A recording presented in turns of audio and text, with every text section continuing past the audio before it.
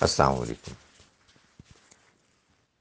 اللہ تعالیٰ نے اپنی کتاب میں جو انسانوں کے لیے ذمہ داریاں بیان کی ہیں، ان میں سب سے بڑی ذمہ داری یہ ہے کہ ہم اپنے اللہ کو ایک مانیں اور اس کی عبادت کریں، اور اس کے بعد جو دوسری سب سے بڑی ذمہ داری ہے وہ والدین کے ساتھ حسن سلوک ہے۔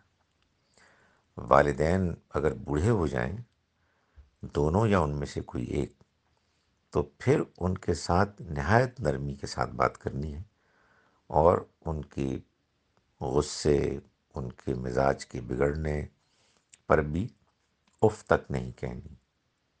یہ ان کا حق ہے، اور اس میں کوتاہی نہیں ہونی چاہیے۔ آ، والدین کے خیالات مختلف ہو سکتے ہیں۔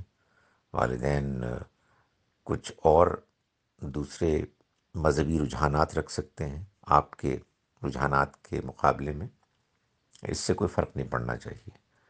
قرآن مجید نے کہا ہے کہ اگر تمہیں تمہارے والدین شرک کرنے پر مجبور کریں تو ان کی بات نہ مانو، لیکن اس کے باوجود دنیا میں ان کے ساتھ تم اچھا رویہ اختیار کرو، حسن سلوک کرو۔